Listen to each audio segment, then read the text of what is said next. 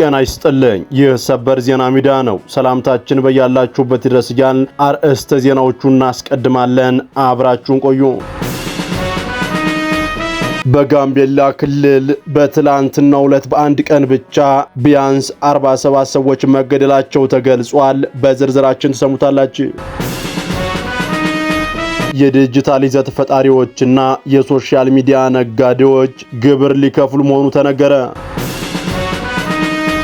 በኢትዮጵያ ቤተሰብን ሊያኖር የሚችል የግል ድርጅት ሰራተኞችን ዝቅተኛ የመነሻ ደሞዝ ወለል ለማስወሰን የሚያስችሉ ተግባራት እየተከናወኑ መሆኑን የኢትዮጵያ ሰራተኞች ማህበራት ኮንፌዴሬሽን ኢሰመኮ አስታወቀ።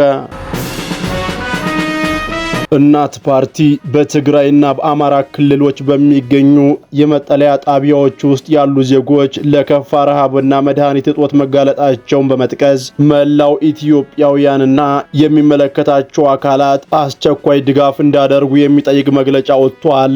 ዝርዝር አለ። ለዚህ ቻናል አዲስ የሆናችሁ ሰብስክራይብ እና ላይክ ታደርጉ ዘንድ እየጋበዝን ወደ ዝርዝሩ እናልፋለን። አብራችሁን ቆዩ። ግብጽ በአሰብና ጅቡቲ ወደቦችን ለመገንባት ስምምነት ላይ መድረሷ ተገለጸ። ዘናሽናል ጋዜጣ ዛሬ እንደዘገበው ግብጽ የአፍሪካ ቀንድ አካል ከሆኑት ኤርትራና ጅቡቲ ጋር ወደቦችን ለመገንባት ስምምነትን ፈርማለች። እንደ ዘገባው ይህ ስምምነት ግብጽ በአባይ ወንዝ ጉዳይ በገባችበት ውዝግብ በኢትዮጵያ ላይ ያካሄደች ያለው ጫና አንዱ አካል ነው ብሏል። ቅርበት ያላቸው ምንጮችን በዋቢነት የጠቀሰው ዘገባው ግብጽም ብዛም የሚዲያ ሽፋን ባልተሰጠውና ባልተወራለት መንገድ ከሁሉም ሀገራት ጋር የፈጸመችውን የስምምነት ፊርማ የኤርትራውን አሰብ ወደብና የጅቡቲውን ዶራሌ ወደብ አቅም ማሳደግ የሚል መሆኑን አስረድቷል። ሁለቱም ወደቦች በቀይ ባህር ደቡባዊ ክፍል በአባል ወደብ ሰርጥ አቅራቢያ የሚገኙ መሆናቸውን የጠቀሰው ዘገባው ጅቡቲና ኤርትራ የኢትዮጵያ ጎረቤቶች ከመሆናቸውም በላይ ኢትዮጵያ ሸቀጦቿን የምታስገባው በዶላሬ ወደብ መሆኑን አውስቷል። ዘገባው ሲቀጥልም ግብጽ በቀይ ባህር ላይ ከ2000 ኪሎ ሜትር በላይ ጠረፍ ያላትና ቀይ ባህርና ሜዲትራኒያን የሚያገናኝ ስዊዝ ካናል የተቆጣጠረች ሀገር ናት ካለ በኋላ በተደጋጋሚ እንደ ኢትዮጵያ ያሉ የባህር በር የሌላቸው ሀገራት ወደ ቀይ ባህር ለመዳረስ የሚያደርጉትን ጥረት ስትቃወም ቆይቷን አስረድቷል።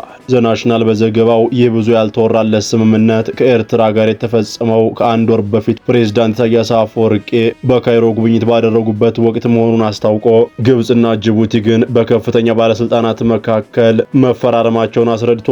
እነዚህ ስምምነቶች ከሁሉም ሀገራት ጋር ጠንካራ ወታደራዊና ፖለቲካዊ ግንኙነት የመሰረተችው ግብጽ በወደቦቹ ወታደራዊ እንቅስቃሴ እንድታደርግ የሚያስችላት እንደሚሆንም ገልጿል። የዘገባው ምንጭ ሲናገሩ ይህ ስምምነት በሁለቱም ወደቦች ላይ እያደረገው ያለው ወታደራዊ እንቅስቃሴ ሕጋዊ መሰረት እንዲኖረው ያስችላል ማለቱንም ከጋዜጣው ላይ ተመልክተናል።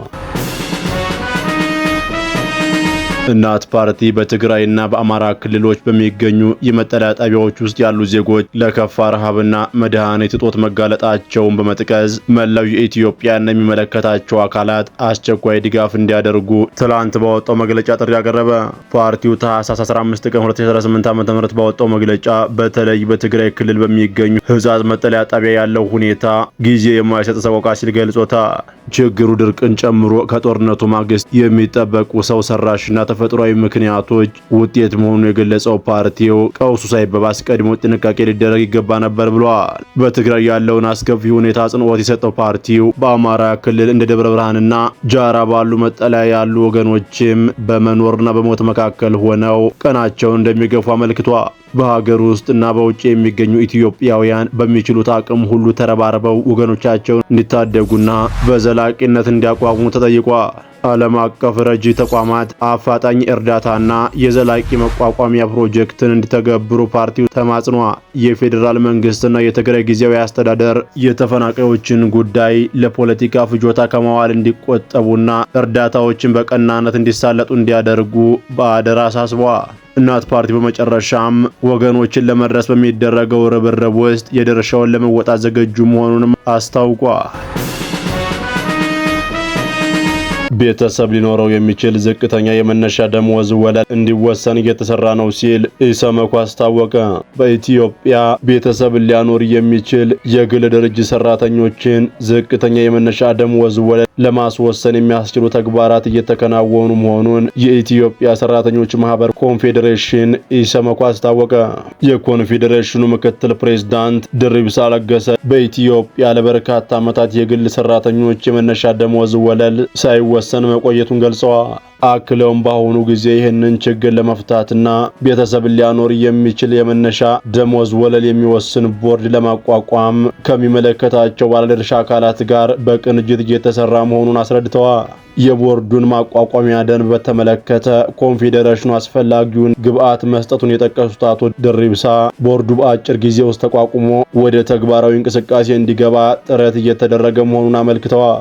በተጨማሪም በሀገር አቀፍ ደረጃ ዝቅተኛ የመነሻ ደሞዝ ወለል መወሰኑ የሰራተኞችን ቅሬታ ከመፍታቱም ባለፈ ወቅታዊውን የኑሮ ውድነት ለመቋቋም ትልቅ እገዛ እንደሚኖረው መናገራቸውን የዘገበው ኢፒድ ነው።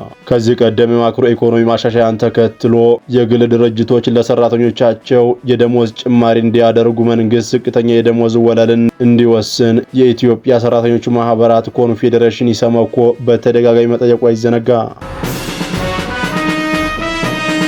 የዲጂታል ዘርፍ ፈጣሪዎችና የሶሻል ሚዲያ ነጋዴዎች ግብር ሊከፍሉ መሆኑ ተነገረ።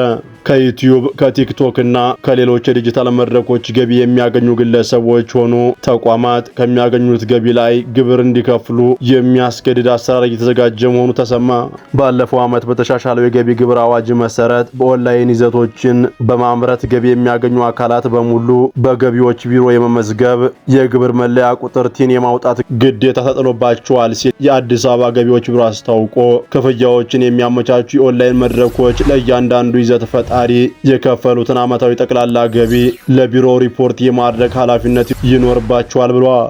ቢሮው ይህንን ስራ ከኢትዮ ቴሌኮም ከንግድ ቢሮና ከፋይናንስ ደህንነት አገልግሎት ጋር በቅንጅት እንደሚሰራ ገልጿል።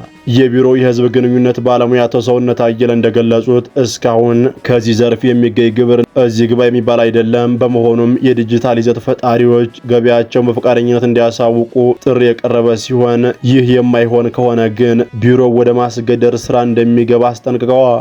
ቁጥጥሩ ይዘት ፈጣሪዎችን ብቻ ሳይሆን የተለያዩ ምርቶቻቸውን አገልግሎቶቻቸውን በማህበራዊ ሚዲያ ፌስቡክ፣ ቴሌግራም እናም በሌሎችም በተለያዩ ፕላትፎርሞች የሚያስተዋውቁና የሚሸጡ ነጋዴዎችንም የሚጨምር መሆኑ ታውቋል።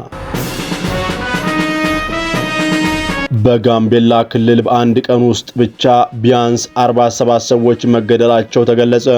የድንበር የለሽ ሐኪሞች ቡድን ከ100 በላይ በጦር መሳሪያ የቆሰሉ ሰዎችን እያከመ እንደሚገኝም አስታውቋል። ትላንት ታህሳስ 15 ቀን 2018 ዓ.ም በክልሉ ኢታንግ ልዩ ወረዳ ታረፖም ንዑስ ከተማ በተፈጸመ ጥቃት ቢያንስ 47 ሰዎች መገደላቸውን የአካባቢው ምንጮች ዋቢ አድርጎ አዲስ ስታንዳርድ ዘግቦታል። ስማቸው እንዳይጠቀስ የፈለጉ አንድ የጤና ባለሙያ እንደገለጹት ይህ ቁጥር በመጀመሪያ ደረጃ መረጃ ላይ የተመሰረተ በመሆኑ የሟቾች ቁጥር ከዚህም ሊያሻቅብ ይችላል። በሰማሁት መረጃ መሰረት 47 ሰዎች ሞተዋል ያሉት ምንጮቹ በቤታቸው ውስጥ እንዳሉ የተቃጠሉ አንዳንድ ሰለባዎች እስካሁን በሟቾች ቁጥር ውስጥ ሳይካተቱ ሊቀሩ እንደሚችሉ አክለው ገልጸዋል። አክለውም ነዋሪዎች አሁንም ሟቾችን እየቀበሩ ነው ብለዋል። ድንበር የለሽ ሐኪሞች ቡድን በበኩሉ ትላንት ታህሳስ 15 ቀን 2018 ዓ.ም ባወጣው መግለጫ በጋምቤላ ክልል ያለው ግጭት ከትናንትና ማለዳ ጀምሮ መጠናከሩንና ተቋሙ በአንድ ቀን ውስጥ ብቻ ከ100 በላይ በጦር መሳሪያ የቆሰሉ ሰዎችን መቀበሉን አስታውቋል። ግጭቱ የሚቀጥል ከሆነ በሚቀጥለው ቀናት ተጨማሪ ተጎጂዎች ሊመጡ እንደሚችሉ አስጠንቅቋል። አንድ የአካባቢው ከፍተኛ የመንግስት ባለስልጣን ጥቃቱ መፈጸሙን አረጋግጠው ይሁን እንጂ ባለስልጣናቱ እስካሁን የተረጋገጠ የሟቾችም ሆነ የቁስለኞች ቁጥር እንደሌላቸው ተናግረዋል። ባለስልጣኑ ጥቃቱ ከድንበር ማዶ በወጡ አካላት የተፈጸመ ነው የሚለውን መረጃ ክስ ሲሉ ውድቅ ያደረጉ ሲሆን በጸጥታ ችግር ምክንያት ወደ ጋምቤላ ከተማ የሚደረጉ እንቅስቃሴዎችና ሕክምና ፍለጋ የሚመጡ ሰዎች ጭምር መገደላቸውን አረጋግጠዋል።